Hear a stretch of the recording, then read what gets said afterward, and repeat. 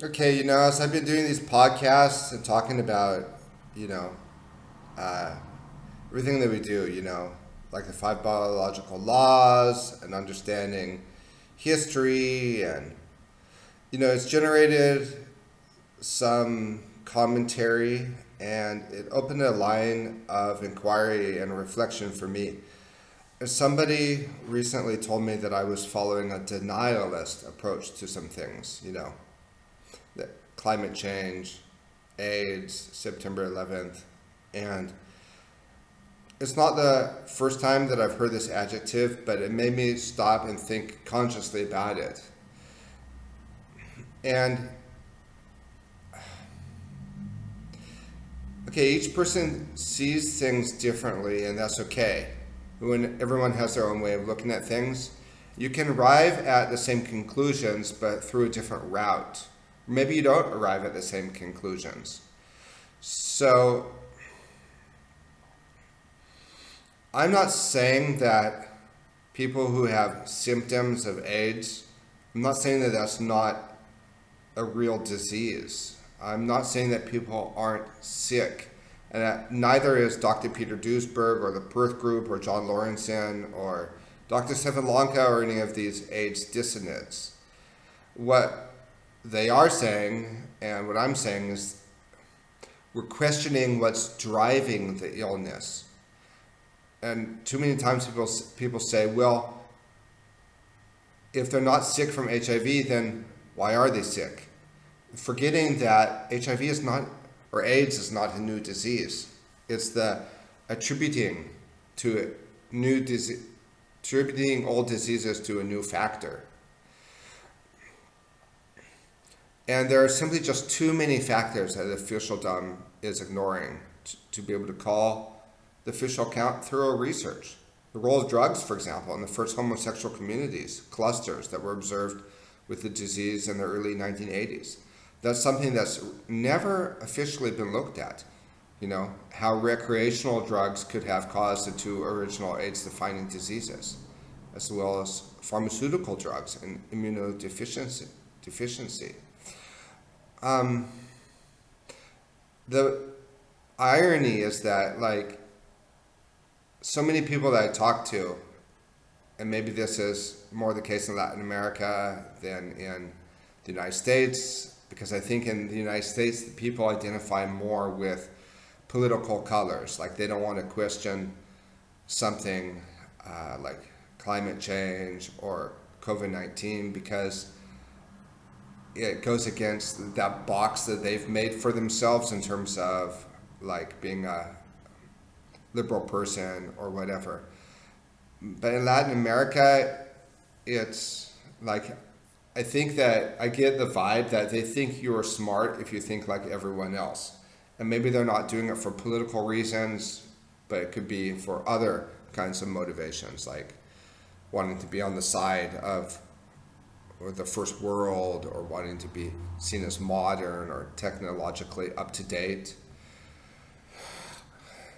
They think it's smart to be like everyone else. And so the collective belief system is very strong where I live here in Ecuador. So as I was reflecting, I thought of an analogy or metaphor. Let's imagine somebody's looking through a paper tunnel or tube or kaleidoscope. They have this perception that they can see everything. But it takes looking outside this for 2 seconds to convince them that they are not seeing the entire picture. And let's say I'm a specialist in the color blue. I see the whole world in blue. All my experiences are in blue. I study all the benefits of blue. The color, the light, everything's blue. I'm the blue guy. I'm the blue specialist, okay? Everything I explain in light of blue. But then there's other people who say rainbow. And it's interesting because when a rainbow comes, it doesn't mean you are denying the color blue. You're simply affirming that other colors exist. And you have to explain a rainbow. If you try to explain a rainbow only in terms of blue, it's going to be very difficult because other colors exist. It's going to be complicated and complex to explain a rainbow. If you see the whole world in terms of blue, you're limiting what you're going to do, you're limiting where you're going to go, how far you're going to go. And by that, you're constructing a reality as a construct. If someone comes along and they have a different opinion to the orthodoxy, it doesn't mean that they are denying something. They're simply just explaining reality in a different way. And it's interesting, this phrase that I heard, denialist. It caused me to reflect on all this. How the collective belief system is very strong, and so we don't look past the tip of our noses sometimes. It's like we think all the knowledge that is worth knowing will be trusted, will have come down to us from trusted authorities. That's very true in Latin America. The mind is basically formed through high school, and then it's hard to get people to look at anything else. And I notice this a lot in women because they're more emotional, they're less impeded by concepts, and that creates great strength. They're women, for example, they're very good at caring for children because they have this emotional quality. But that emotional quality, it can also be hijacked and controlled. And that's why I've argued that it's actually, there's gender violence that's in place through these narratives. Because if you can control the women, you've got the entire society, because they control they set the health policy for the house. So just because you're looking at something from a different perspective doesn't mean that you're a denialist.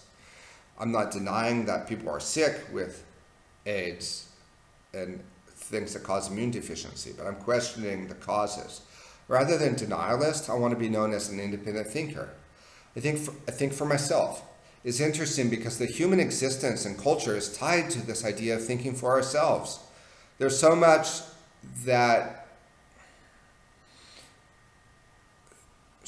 shows that humans, to be able to survive, to have survived until today, it was because we survived distinguishing us from others, exactly for the purposes of thought. And that's how we are separate from other animals. It's through the thought and the capacity to reason that distinguishes us from animals. That's why we can create culture. That's how humans learn to fish, to hunt, to make fire, and organize food. All of this is from the capacity to think. In this time we're living now, I've seen people say, talking to me, they say, Patrick, you think too much. Say I think too much about these things, that I shouldn't be questioning the official narrative. And I don't think we have much to learn with people like these, and they don't think there's anything new to learn. And in the health crisis we've seen, they say you can't have an opinion because it could lead to someone's death by not following the protocols. That's why they censored me from social media, because of the whole mask thing or the vaccine thing. Even if we're talking about it from the point of view of the German new medicine and neuroscience, that's considered dangerous. You're not following the protocols for an HIV patient. It could be banned. You could be banned from social media. But the official science can't explain what it is that is wrong or where there's an error. It's at times like these when we see really, really clearly how the world functions. It's not functioning in terms of free thought, not in terms of us being independent thinkers, but in terms of authority and obedience to authority. Before all this process, many years ago, Freud defined what it meant to have schizophrenia. Sigmund Freud, the father of psychology, he said schizophrenia comes from inside to the outside world. They see the world in a certain way, but it's determined from what's going on inside. And they're arriving at a way of seeing things that the rest of the world doesn't share. But a great majority will never have the way of seeing things that a small minority will have. And there are crazy people who are incapable of arriving at reality, because when you see something as wood, they see it as water. Where you and I see something as wood, they see it as water. So schizophrenia is defined by most people seeing wood, and so if somebody sees it as water, then they are schizophrenic. And so now we're arriving at the history of humanity, where the great majority of people see the thing as wood, even though a small minority argues that it's really water. It's interesting, isn't it, how reality can transform into a truth. And so now you could be saying that something's true, but you're defined as schizophrenic just because it's different. A hypothesis periodically repeated then converts into a social reality. It may not necessarily be a lie or a truth. It's just what the great majority have arrived at determining is the truth. And that's how people define their own reality. That's their reality. And their reality is nothing more than a construction of their experiences, their traumas, their acquaintances, their memories. And it all operates on an implicit level. So if you say, well, you're saying this or that, they don't acknowledge having a direct philosophy or a direct politics because it's just in the air. Let's make an analogy. There's someone who has the opportunity to see the whole world. They travel the entire world. Let's say now another person travels from their own country to your country to visit your province in your land. Each of these two people are going to have different experiences, especially with a micro and macro view of where they visit. The person that comes to visit your city will project their view of your city based on where they're coming from. And that's natural. That's why we have cultures. And it's important to have culture, but we can borrow from other culture. And cultures are not walled in.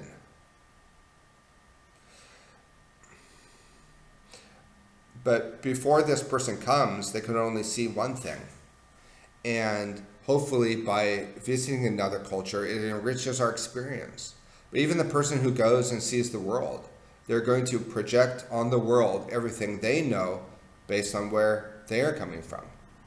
So they're both going to be looking at the world or the one new place they visit from their own perspective of the experience where they came from. Both the person that goes and sees the entire world or the person that comes and visits your land who's coming from another land. So when they opine about the world, they're not opining about the world, rather they're opining about their own experience. They're projecting the experience of their reality from their native city. There are people, though, who have the opportunity to get to know different cultures and to travel the whole world, and that knowledge will give them a different perspective. They may start to see their own country, where they came from, differently. This is what happened to me. But I carry within me the American identity of, the revolutionary impulse and the love of constitutional liberties that form the best part of American political culture. And that's why I look at things here differently. But, I go back to the United States like I did in 2013, and I felt like a stranger in my own country because there were a lot of things that I had accepted from the Latin American experience.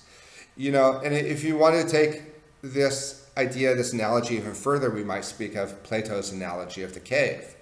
The people in the cave only see shadows where the light is reflected from outside. That's their reality. It takes somebody coming from outside and telling them, no, hold on, there's more to reality than the shadows. My dad used to say that the really adventurous men of the past would explore unknown territories, but now most of the world has been discovered. But my dad said, that doesn't mean that there can't be explorers. The new frontiers belong to the life of the mind. Very profound. I would add, though, that there aren't a lot of new discoveries, even in science, that are open to ordinary mortals. These are the people that make the discoveries in science and even technology. They're geeks, and they're very specialized. However, that's not what we need. Look at all the money they've spent on cancer research, and to what avail? Millions of dollars are spent every year trying to find a cure for MS or for any number of diseases. Nothing ever changes. The March of Dimes, which now has an incredible amount of money to do cancer research. They started out getting school children to give 10 cents for polio research. I've talked about this in some of my videos about the billions of dollars wasted in the 70s looking for a viral cause of cancer. That's not to say there aren't answers, though, but the answers come from the new explorations in the life of the mind. They come not from new discoveries, but from adopting an interdisciplinary approach. And here's where I can see that I really benefit from not being a specialist, even though I've been criticized for this, because I'm in the position, not being a specialist has allowed me to look over so many different disciplines and to try to align them. That's where we will see the cures for diseases are staring us in the face. They're already there, but the specialist is too busy being a specialist, being an expert in blue, and they say you're crazy if you say, no, look, there's a rainbow. So truth comes from integrating various fields of knowledge. I feel very strongly about that. And it's natural to see the world through our own experiences. Part of life, though, is overcoming these experiences, and that is what education is. It's very strange that those who only know their own city, metaphorically speaking, who've never explored, that they will tell those who have traveled that their experiences aren't valid. And think of that word we hear sometimes now, denialism. In the case, though, we're talking about traveling the realms of the mind, of medicine, of science, of history, and philosophy. Everything that I talk about on this channel. People may say, but you're not a doctor, you have to trust the science. But as we've seen, what science? Because a lot of people are very surprised to learn that there is even a debate about these things. So trusting the experts, that's not going to ring true. Looking at something from a more expansive view doesn't mean that you're denying the existence of the thing you're looking at. Just like the person who travels to another city and incorporates this new knowledge into their perception, doesn't mean they don't appreciate or that they deny where they came from. Having a different perspective is not denialism. The way medicine has become subdivided by specialists, there's the foot doctor, the ear doctor, the back doctor. I find the metaphor of the blind man and the elephant leaps to mind. One blind man, he grabs a hoof and he says, this is a hoof. Another blind man grabs the trunk and says, no, this is a branch. Another blind man, he grabs the tail of the elephant and says, no, this is, this is a leaf, or whatever. It's only when the blind men are able to work together that they can decipher that what they're touching is indeed an elephant. Could it be that Dr. Reichhammer, who discovered the 5 biological laws and formed the German New Medicine, even though he started out as a medical doctor, he did indeed discover the macro understanding that completes our limited understanding or misunderstanding or partial understanding of the biological processes leading to disease. These are different perspectives. And when you speak of something important from a different perspective, from the point of view of neuroscience or psychiatry, and it's from the point of view of the 5 biological laws, we can start to understand completely how we traverse a world where we could literally be called schizophrenic for not going along with the system, because the system stifles thought, and it depends on conflict to shake things up, because the ability to self-correct isn't built into the system, and it's through conflict that new discoveries can be integrated into the system.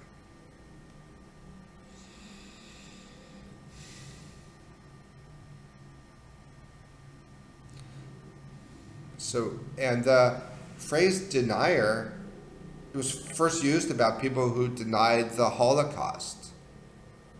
And I think of the way they have demonized Alex Jones, saying that, and that he denied Sandy Hook. He wasn't denying that children died in that shooting, but he was questioning things about the official account. So I think we need to look at the way these narratives have been hijacked. And I've also been called anti-American and even an American hater for pointing out the corruption of the elites or talking about what really happened on September 11th. There seems to be something in the American psyche, maybe it comes from Calvinism, wanting to believe that our leaders are there because they're virtuous, they've been selected by God or whatever. But there seems to be something in the American psyche that wants to believe their leaders are virtuous, that we're not like the old world countries our ancestors came from that had assassinations of presidents and coups and military dictatorships. We belong to something special, America is the sitting on a hill. And knowing the truth about September 11th or stolen elections or AIDS or COVID, this would shake the very faith in this kind of civic religion that has grown up over time. And so when you talk about something that's so important, but it's from a different perspective, you're often called crazy. And when we talk of psychiatry and neuroscience, we can see how we traverse through a world where we get a picture of how reality can be totally turned on its head.